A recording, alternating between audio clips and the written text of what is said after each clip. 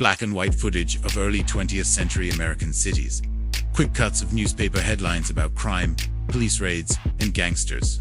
Somber, slightly tense music plays in the background, from the shadows of dimly lit speakeasies to the sun-drenched streets of major metropolises. The American gangster carved out a notorious chapter in the nation's history.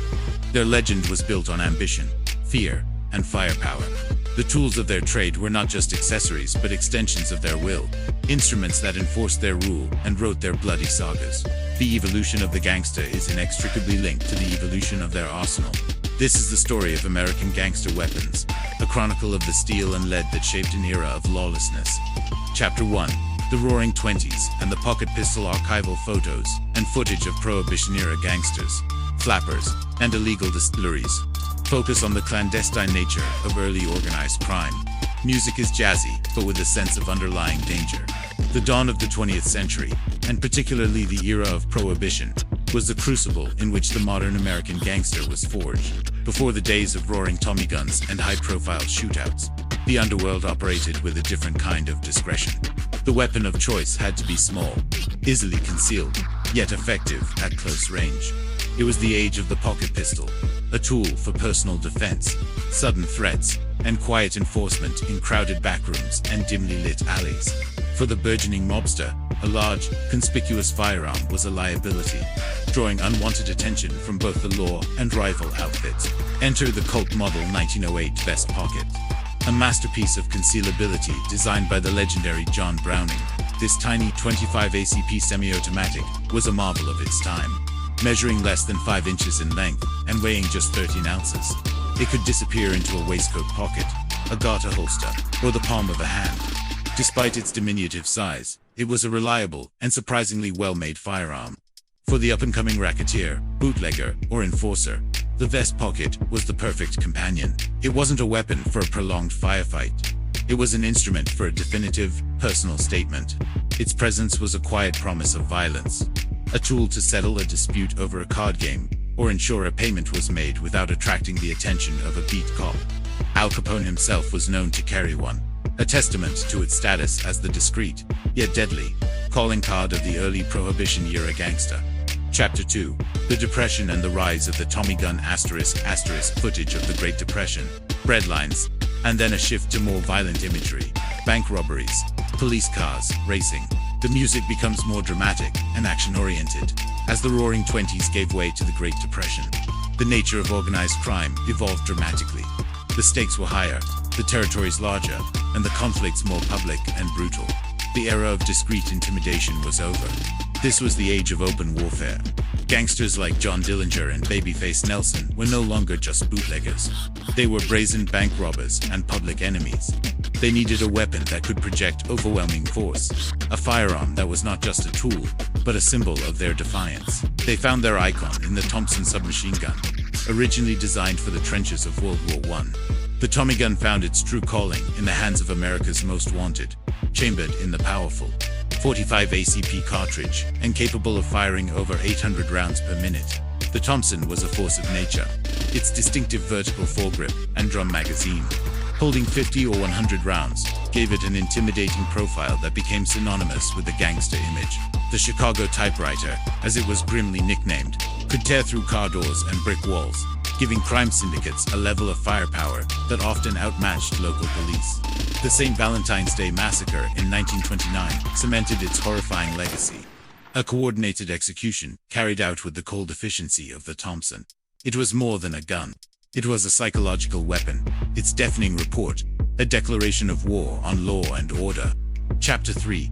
The G-Man's Response and the .357 Magnum Training. Shootouts from the police perspective. The tone is resolute and determined. The escalating violence of the gangster era prompted a powerful response from the federal government. J. Edgar Hoover's Bureau of Investigation, later the FBI, was tasked with hunting down these public enemies. However, the G-men quickly discovered they were outgunned. Their standard issue, 38 special revolvers were no match for the gangsters. 45s and Thompson submachine guns, which could easily penetrate the inadequate body armor and vehicle doors of the time. Law enforcement needed an equalizer, a weapon that could stop a charging V8 engine, and a hardened criminal in his tracks. The answer arrived in 1935 with the Smith & Wesson Model 27, the original .357 Magnum. Developed in direct response to the needs of law enforcement, battling the Depression-era outlaws, the .357 Magnum was the most powerful handgun in the world at its debut. Firing a cartridge with vastly superior velocity and muzzle energy, it could punch through the steel bodies of automobiles that had served as cover for gangsters. The Model 27 itself was a beautifully crafted, heavy-framed revolver, a symbol of robust American engineering. Its adoption by the FBI and other police forces marked a critical turning point. Now, a single, well-placed shot from a lawman's sidearm could end a firefight. The .357 Magnum didn't just level the playing field, it tilted it back in favor of the law, arming the G-Man with the power and confidence needed to take the fight directly to the gangster. Chapter 4. The Post-War Syndicate and the Undercover .38*** Post-World War II America. Color footage of booming cities, suburbs, and casinos in Las Vegas. The imagery of crime is more subtle: men in suits, backroom deals. The music is smoother, more akin to a film noir score. World War II changed America, and it changed the face of organized crime. The wild, public shootouts of the Dillinger era faded into history. The mob transformed into a more sophisticated entity. The syndicate, infiltrating legitimate businesses, labor unions, and the burgeoning casino industry in Las Vegas. The new gangster was a businessman, a manager of a criminal enterprise who preferred anonymity to notoriety.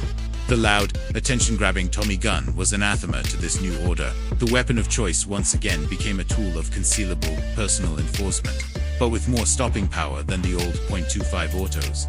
This role was perfectly filled by the Colt Detective Special. Introduced in 1927, but coming into its own in the post-war era, this compact revolver was revolutionary.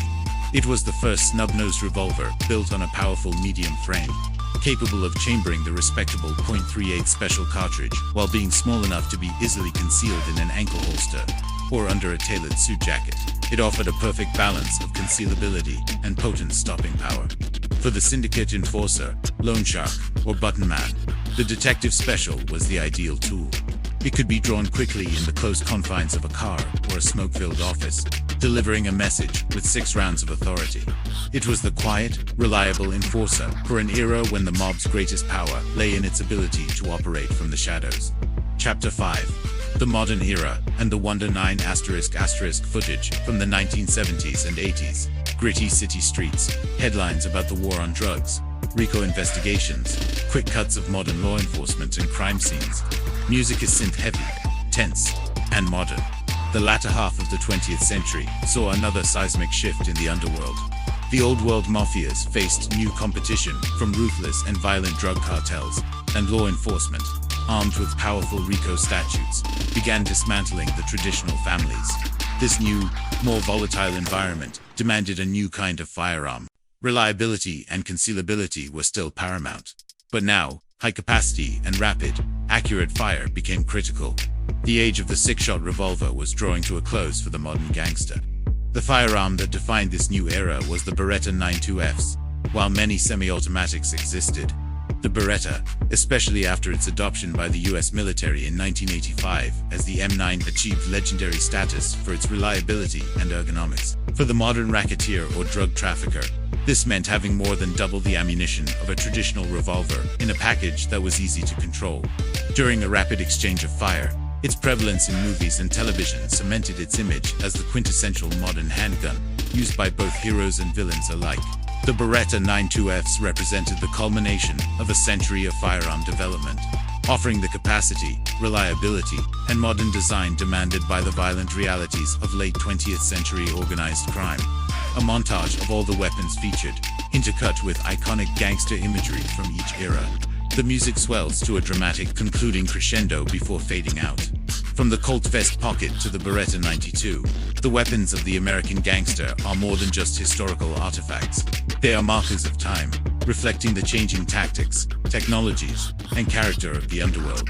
Each firearm tells a story of an era, a story of crime and consequence, of power sought and power lost. They remain potent symbols of a dark, yet indelible, part of the American experience. Silent witnesses to a history written in blood and gunpowder.